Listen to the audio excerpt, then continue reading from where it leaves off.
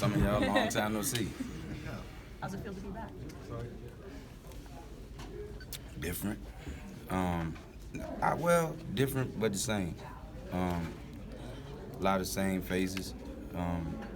Obviously, a lot of personnel change as far as the squad, but I don't know. I got lost in here. I ain't used to coming in here and getting lost, so it's been a while. All the years you've played, all the stops you made, does Denver stick out when you look back at your career? You know why? It's so monumental for me is because being in a uniform for so long, and then being traded, and then coming somewhere where basically you were wanted. You know what I mean? Obviously, I wore my welcome out in Philadelphia in some type of way. And I was just happy that when I came here to see the response from the fans and the organization and, you know, how they wanted me to be a part of everything, that was cool to me. So it's something that I definitely remember and cherish for the rest of my life. Alan, we were talking to Will this morning, and he said, you know, he watched you a lot growing up, and one of the things he liked about your game was you were never afraid to be yourself. Is it cool, like, now that you're a little removed from the game, that, like, you seem to make an impact on so many guys who are actually playing the game? Yeah, that's like one of the coolest things, you know, as far as being who I am and what I meant to the game, because guys like Michael Jordan did that to me. You know, he was the guy that paved the way for me. He was the guy that I looked up to. He was the guy that I wanted to be like. So a lot of times these guys grew up off of me, and they feel the way that I felt about Mike.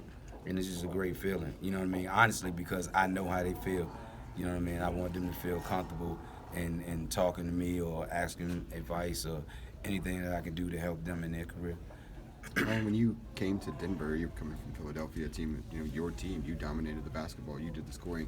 Come to Denver, you get guys playing along you that can do those same type of things. Was it a team, one of your most talented teams that you played with here? Definitely, no question about it. No question about it. I think the team that we went to the finals with obviously is going to stick out for me because I felt like they made up for everything that I couldn't do, and I made up for the things on the offense end that they couldn't do. And we put that all together, you know, for one common goal. That's to win and get to the NBA Finals. These guys out here, I've never played with, you know what I mean, so many talented guys on one team, you know, Melo, Marcus, Kenyon, you know, and so on, you know, Eddie.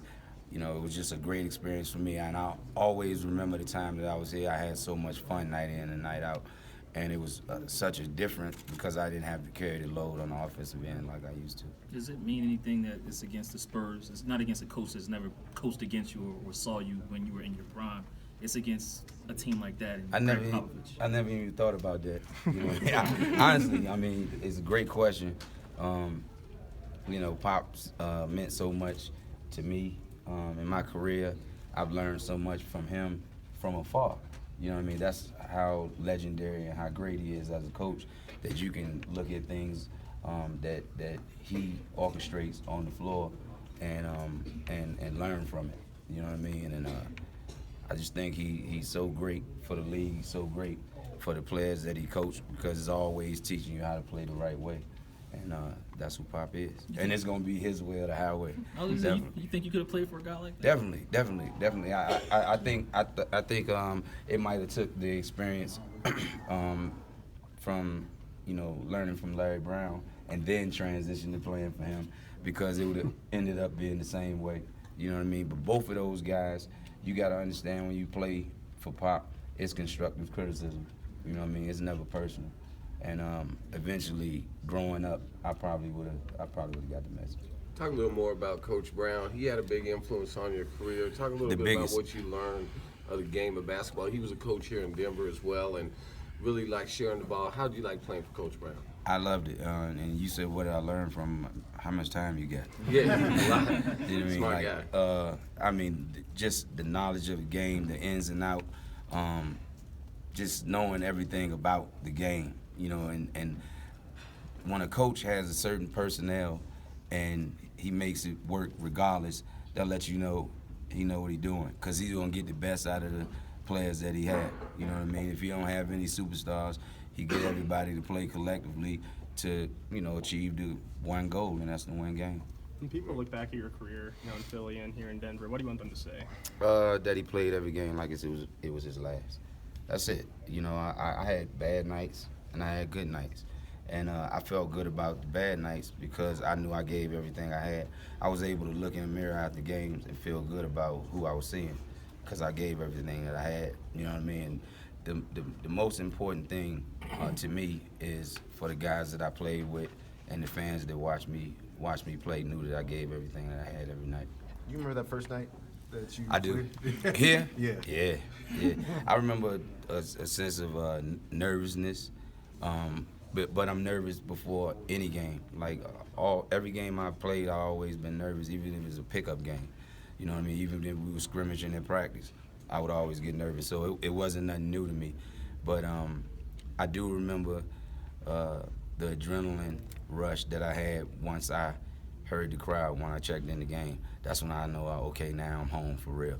Once the crowd embrace you, that's when you know you're where you're supposed to be. How much have you kept tabs on this year's Nuggets squad? And they've got a young backcourt, obviously. I honestly, I haven't been watching a lot. You know what I mean? I know a couple of the young guys, and I saw a couple games, but you know me, I'm watching everybody. You know what I mean? I'm a basketball head, and then I just, obviously, with the league pass, I just go from game to game to game, and I'm just a fan.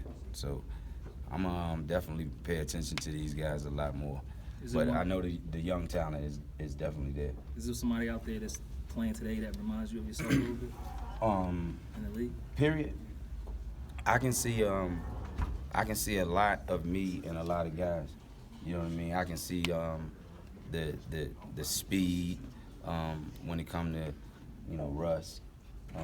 See the heart when it comes to him and LeBron.